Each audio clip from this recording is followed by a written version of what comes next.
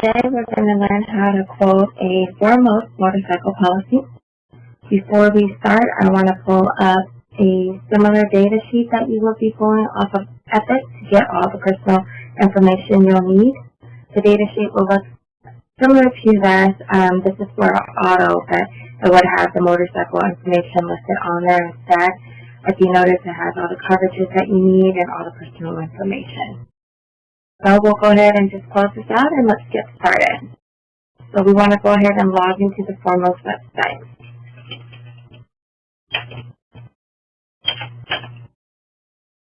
If you look, this is the Foremost homepage. We're going to need to sign in and type in the password to get into the website.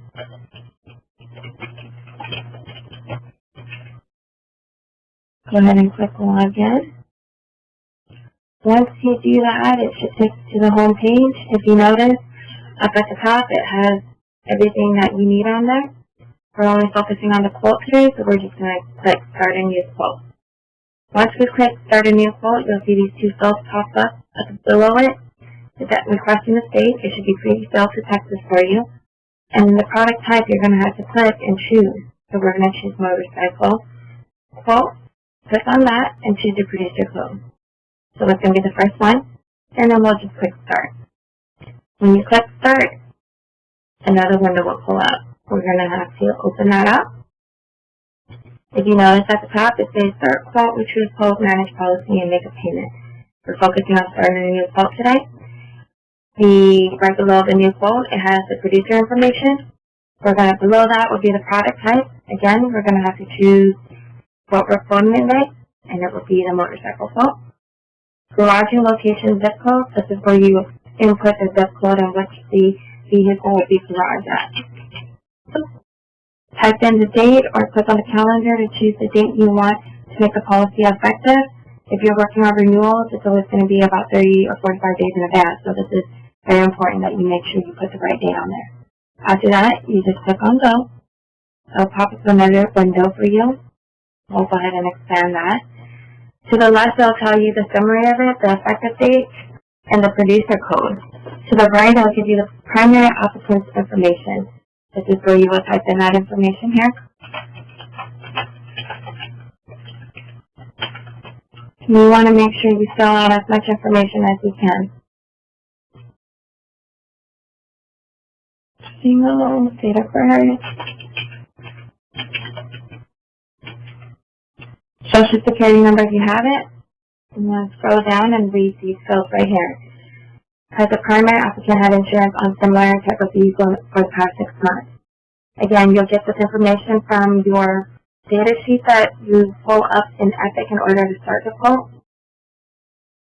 So you'll just pre-fill these fields according to your data information.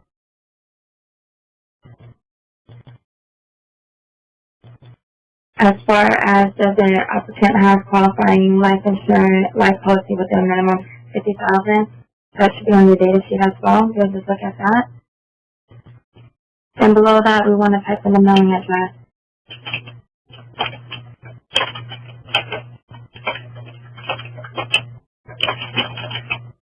Go ahead and click Continue and Save.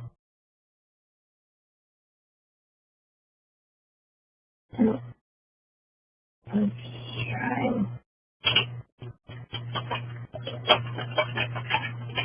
If you notice, that pulls up that an error message. It gives you an error message if you don't correctly input the information on there. So we'll go ahead and click that so that you don't get an error message. And then click Continue and Save. If you notice, it says answer postal address change questions because we didn't answer it before. So we need to go ahead and make those error codes away before we can. So let's go back down here and see where that error, put this information back in again and see if it still gives us an error.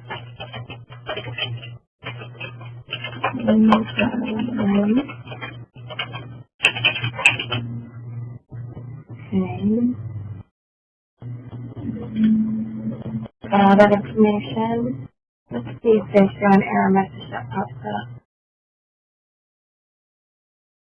It says, okay. Verify zip code state enter. We did that. We'll just click continue to go to the next screen. You can go ahead and close out this window. If you have the social security number, it wouldn't give you that error message. So we're not going to input one in.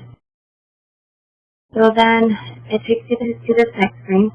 It gives you the operator information right here.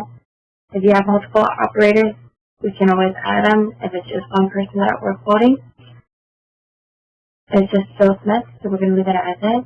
If you notice when we got to the screen and asked you for the gender and it's pre-filled, we just need to click the drop-down box and put if they're male or female.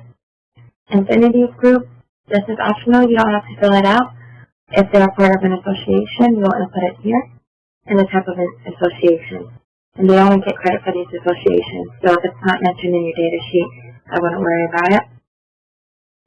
And then all these are pre-filled for you until you get to how many years of experience the insured has driving or operating a motorcycle. You want to put that there. If you notice down below that it says select, that means this wasn't pre-filled for you. So you'll go ahead and you need to answer this question according to your data sheet. Again, you'll get all this information from your data sheet, so go ahead and fill it out to the best of your knowledge.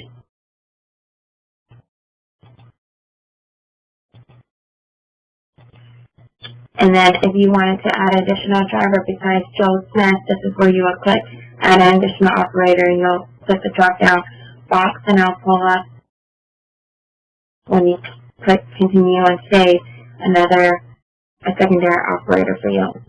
But we only need one person right now, so we'll just click no and continue and save. Moving on to the next page. If you notice at the top, it tells you motorcycle 1. Is the motorcycle custom built? It's pre-filled as no. So we'll just leave it as is because it's not, and we'll type in the motorcycle details here.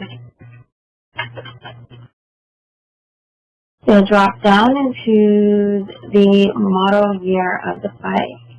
But what we want to do, okay, we'll go ahead and choose. Let's do G.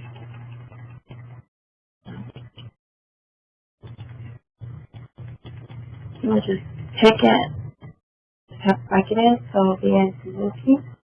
The type of model it is, how many cc. This information will be in your data sheet, so you can just follow this information and then the value of the motorcycle. If you have the VIN number, this is where you'll input the VIN number. If you don't, you'll just move on to the next field that you need to fill out. Does motorcycle have anti-step? Okay, we'll just click on no. Anti-lock brakes. Has the motorcycle been converted to a trike? It's pre-filled as self-conversion. Turbocharge? No. Well, again, you'll get all this information from your data sheet, so you're just filling it out, the application, according to your data sheet. And then no. This is the same garaging zip code. It pulls it back up for you to verify.